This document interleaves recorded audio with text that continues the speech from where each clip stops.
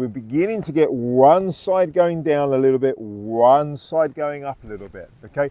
Now you're beginning to get the natural mechanics that are required to be able to control the up and down movement of the club to get the precision back to the ball. But if you're trying to solve your pitching woes by trying to turn and pivot more, you could be causing yourself more problems than you're actually solving. You see, I'm going to go through something here which may be really contrary to what you actually think, but hopefully I can explain in a way that will connect with you, and then you'll be prepared to do some practice with it. You see, here is what we're going to work on. We're going to work on the correct mechanical movement in your structure to be able to control the club better, to be able to hit the precise shots. Let's face it, the reason we get anxiety when we're playing these shots around the green is because occasionally we get it heavy, occasionally we get it thin. And that anxiousness of we're not sure what's going to happen at impact causes us to get more anxious, and as a result we get tense, we don't move very well. Very often we're told to solve that by we're not turning through, we need to turn through. But I think for a lot of people that can be very, very misleading. So what we're looking for the precision of the club to go up and down precisely to the ball.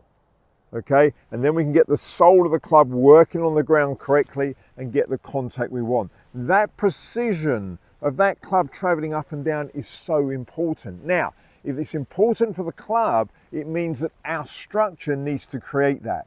If we do not create it in our structure, then what we're left with is our wrists, and that's where it can all go wrong. So if I do not use my structure, meaning basically my legs, my hips, if I do not use them to go up and down, then the only way I get the club up and down now is through the wrists, and I need to do that. So my brain is telling me I'm going around with my body.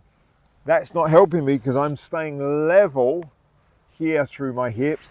Therefore, the club's going to follow that. But of course we know that's wrong. So what I'm going to do is pick up the wrist more to do that. Now I have a huge disconnection between what my body is doing and what my wrists are doing, and simply I'm out of control. My chances of being precise coming back to the ball is pretty slim. I'm likely to hit the ground before or thin it. All sorts of things may happen. So what we're looking for always is better control. That's the thing we're after. So what I'm going to ask you to do here is to learn to feel this correct movement. I've got a very simple exercise for you to do. What you're going to do is get into your posture, and then from here you're going to put your hands together, and quite simply what we're going to do is you're going to do this. You're going to clap it here. In other words, one hand is going to stay still, the other one's going to go up and down and clap. But notice what actually happens here. Notice as I go back, naturally my lead hand, my left hand has gone down, and then as I swing back to clap it, it comes up. I think you'll find that if you keep it in this position, I think you'll find that would happen naturally. In other words, you won't do this and go around here. That would feel very wrong. So if that becomes natural just by doing this clapping movement here, we might be able to start to feel what we want our mechanics of our body to do.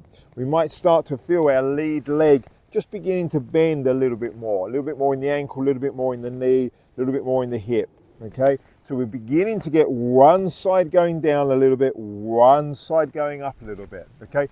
Now you're beginning to get the natural mechanics that are required to be able to control the up and down movement of the club to get the precision back to the ball. But you can wrap all of that up very, very simply just through practicing this here. Now, here's the thing to be careful of. Make sure this hand doesn't follow. If you follow it here, you won't know what it's done. So just leave the lead hand for me, my left hand in front, and as I swing, notice, go very slow.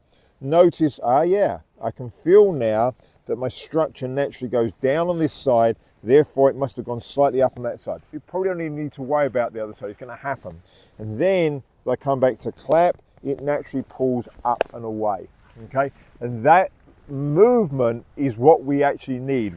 As much as we need this downward movement here, we need this upward movement on the way through to allow the club to be able to come into the ball confidently, but without the fear that it's going to get stuck in the actual ground. Okay, so that's why those mechanics are so important. Now, once you've practiced that a few times and you've got that feeling, then just imagine that you're doing that clapping exercise to the actual ball there. So just imagine you've got your hand out in front and just allow that to happen.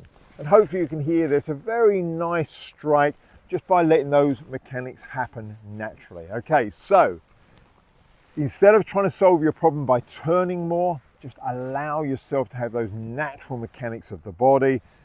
Use that simple exercise to do it. Please do let me know if it works for you. Give us some feedback.